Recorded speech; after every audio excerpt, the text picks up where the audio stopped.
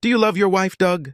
I rolled my eyes, baffled that this man, short and balding with a penchant for dragging his words, believed that appealing to my love for my wife would persuade me to purchase his damned insurance.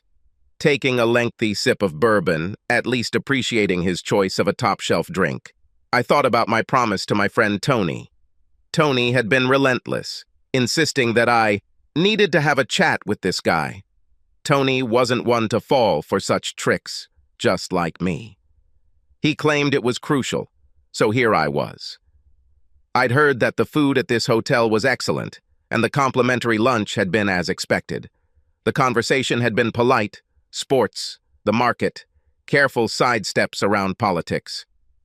As the waiter cleared our plates, Dennis unleashed his pitch. "All right, I'll go along with it for Tony's sake," I agreed.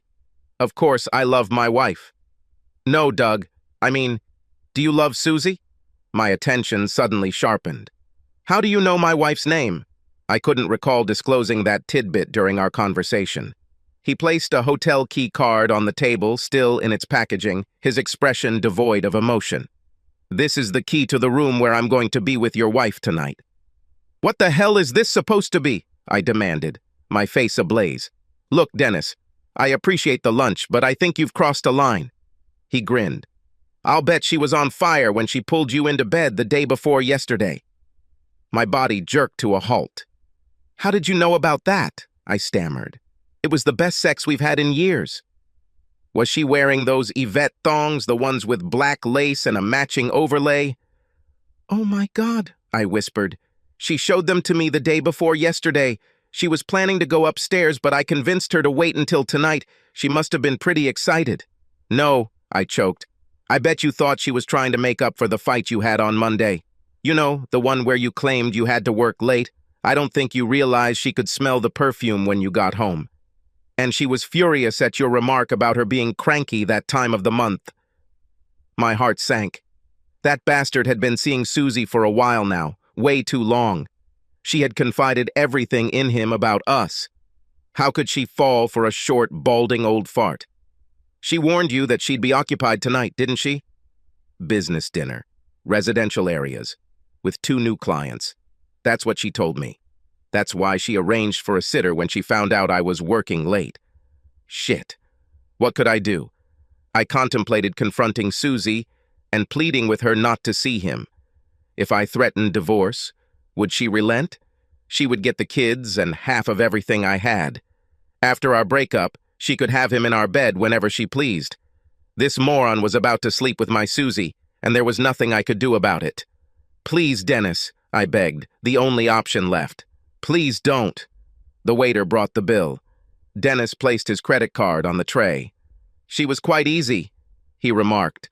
"She just wanted some attention. When was the last time you missed her?" What do you mean? We talk all the time." Dennis shook his head, grinning at me. "But were you actually attentive? Or did you just nod along while thinking about work?" He couldn't know about that. Could he? "How long has it been since you sent her flowers, Doug? You know she loves roses. How long has it been since you invited your wife to lunch instead of your secretary? If you stopped by her workplace just once, you might see the pink napkins I bought for her desk last week." "Oh shit! How long has that son of a bitch been working on her? When was the last time you made her feel like a woman, not just a mother and housekeeper? When was the last time you told her how much you needed her?" A wave of guilt washed over me. It was my fault. Now, I feared it might be too late. He leaned forward, narrowing his eyes. "Once I get my hands on your sweet Susie, she'll never be yours again. Every time she has sex with you, she'll be thinking of me." "What do you want?" "Anything. I'll give you anything, just please don't do it." He paused, holding up 3 fingers. "I want 3 things," he said. I swallowed. Did he expect me to do something perverse? I didn't care. I'd do whatever it took to keep him away from Susie. "First, you stop having sex with Katie." "All right," I agreed hastily, fearing what his next demands might be. "What else?" "Your dear wife will be in the lobby at precisely 7:30 in the evening. You know how punctual she is. I'll arrive at 7:35. You'll have 5 minutes to convince her." "Oh my God," I whispered, tears blurring my eyes, which I quickly wiped away with my sleeve. "5 minutes, Doug. Give it your best shot. If you can't manage it, then it's my turn. I'll tell you this. Susie has been eagerly awaiting me in her bed for a long time." 5 minutes. Damn. How could I do it? Flowers, perhaps? No, just one flower. I needed to listen to her, just as he'd suggested. I'd truly neglected her, hadn't I? Work was dreadful, but I'd made it worse. 5 damned minutes. Shit. I hadn't noticed Dennis getting up. He observed me intently. "Well done, Doug. You'll need it." He walked away, already out the door before I remembered. What was the third thing? That's when I saw the keycard he'd left on the table. The room number was indicated on the packaging. I smiled. It was time to meet her. She was beautiful, sitting there all alone, dressed elegantly in champagne. Her outfit highlighted her brown hair's natural highlights, and she anxiously checked her watch. It was now 7:29. I almost hoped he would change his mind. Few things were more satisfying than taking a woman like her away from some self-absorbed idiot who'd given up on his neglected wife. Wait. Here he comes, dressed sharply in his suit. There was only a single rose. Nice touch. Did he have what it took to pull this off? Or was this the end? After doing this so many times, I was never quite certain of the outcome. She spotted him, her eyes widening in concern as she quickly scanned the room for me. Her fear was hard to watch. Even from my concealed spot at the bar, I could see the glistening tears in her eyes. She had been caught. She thought the marriage was over. We'd see. Maybe it was. He leaned in to kiss her, and she appeared embarrassed when he offered the rose. They sat down at the table, and he took her hand across the table. Their conversation was brief.